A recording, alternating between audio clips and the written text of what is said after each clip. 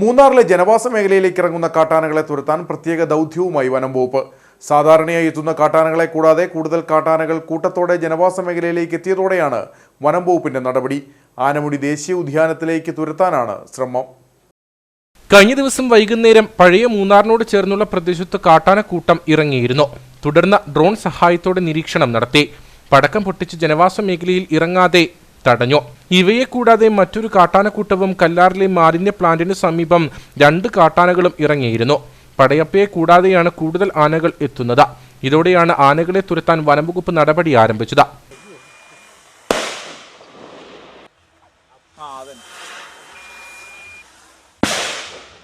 Pettimudi RRT സംഘം ഉൾപ്പെടെ 20 പേർ അടങ്ങുന്നതാണ് ദൗത്യസംഘം.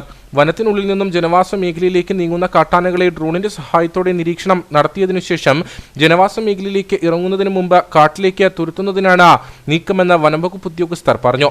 ഇതൊരു ചെറിയ ഫയർവുഡ് ഏരിയയാണ് കമ്പനിയുടെ. അപ്പം ഈ മൂന്നാർ ടൗണിനോട് 1/2 കിലോമീറ്റർ മാറിയാണ് ഈ ആനകൾ നിൽക്കുന്നത്.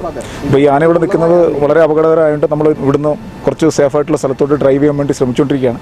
വാച്ചർമാരെ നമ്മൾ എല്ലാ സ്ഥലത്തും എലിഫന്റ് ഗ്യാങ്ങിനെ ഡിപ്ലോയ് ചെയ്തിട്ടുണ്ട്. അവർ കൃത്യമായിട്ട് ആനകളെ സംബന്ധിച്ചുള്ള വിവരം തരുന്നുണ്ട്. പിന്നെ നമ്മൾ നേരത്തെ തന്നെ രൂപീകരിച്ച വാട്സപ്പ് ഗ്രൂപ്പുകളിൽ ആനകളുടെ സ്ഥാനത്തെപ്പറ്റി കൃത്യമായിട്ട് ഈ കണ്ണന്തേവൻ കമ്പനിയുടെ സഹായത്തോടെ നമ്മൾ മെസ്സേജുകളും ചെയ്യുന്നുണ്ട്.